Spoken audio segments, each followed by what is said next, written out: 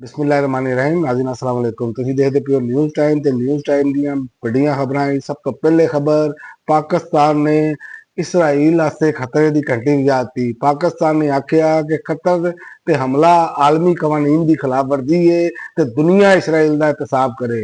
गजा दे विच Israeli मजालम की मजम्मत की ते पाकिस्तान ने तनाज़ा फलस्तीन का हल अक़वाम मुत्तहिदा की करारदाद के मुताबिक होना चाहिए। पाकिस्तान ने आख्या खुद मुख्तार रियासतां ते इसराइल के बार बार हमले तशवीशनाक ने।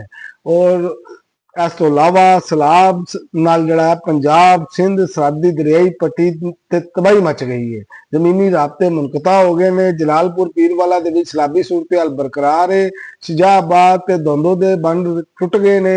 चनाब का पानी 138 जड़ियां बस्तियां ने बहा के लै गया है ते फसलां बर्बाद हो गई ने। पानी के तेज दबाव बहाव की वजह नाल जमीनी कटाव जारी है। पासी बंदा ते जड़ा वे दबाव बदल लग पिया है। सैलाब तो मुतासरा अजला 396 रिलीफ कैंप कायम करते गए ने। उस तो इलावा इमरान खान ते बुशरा बीबी का तोशाखाना 2 केस ट्रायल रकमान वास्ते इस्लामाबाद हाई कोर्ट नाल रजू। इस्लामाबाद हाई कोर्ट नाल रजू जड़ा है बैरिस्टर सलमान सफदर ते खालिद यूसुफ चौधरी एडवोकेट के जरिए दरखास्त जमा कराई गई है, जिहदे आख्या गया है कि ट्रायल कोर्ट ने तोशाखाना 2 केस दे नवंबर 2024 दे बड़ियां दरखास्तां मुस्तरद कीतियां सन। ते इस तो इलावा बीवी का हक ते नान नुकता जड़ा है ना अजवाजी तलकात या रुखसती नाल जड़ा वे वो तय नहीं है। सुप्रीम कोर्ट ने आख्या, सुप्रीम कोर्ट ने फैसला दिता है कि बीवी का हक ते नान नुकते का जड़ा है रुखसती या अजवाजी तलक ਉਹਦੇ वास्ते जरूरी नहीं बल्कि निकाह होंदिया नाल ही शोर ते लाजमी हो जाता है। उस तो इलावा जड़ा वे भारतीय फौज ने अपने ही शहरियां भून डालिया है। 10 बंदे मारे गए ने। भारतीय मीडिया के मुताबिक रियासत छत्तीसगढ़ के विच फौजी कार्रवाई के दौरान कम से कम 10 बंदे मारे गए ने ते दावा किया गया है कि हलाक होने वालियां दे विच लैदगी पसंद जमात कम्युनिस्ट पार्टी ऑफ इंडिया दे सीनियर रहनुमा जड़े ने रुकन बाला कृष्णा भी शामिल ने। ते फ्रांस दे विच 15 साल तो घट उम्र के बच्चों सोशल मीडिया के इस्तेमाल करने ते मुकम्मल पाबंदी की तजवीज़ देती गई है।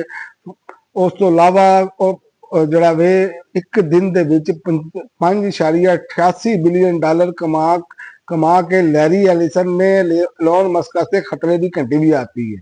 ब्लूमबर्ग की रिपोर्ट के मुताबिक लैरी एरिक्सन की दौलत 9 सितंबर को सिर्फ एक दिन के विच 88 अरब डॉलर तो वध गई है, जिहदे बाद सासे वध के 364 अरब डॉलर तक पहुंच गए ने। फिलहाल दुनिया के दूसरे अमीर तरीन शख्स ने। इस तो इलावा एलोन मस्क जड़ा है 384 अरब डॉलर के नाल पहले नंबर ते गए ने।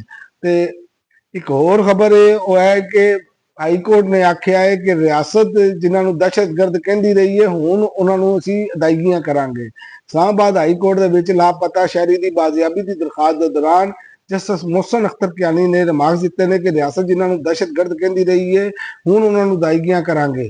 अदालत ने लापता शहरी उमर अब्दुल्ला के वालिद को पूछा कि तुहानूं इमदादी रकम मिली है, जिस ते उन्होंने आख्या कि मैनूं हाली तक कोई रकम नहीं मिली।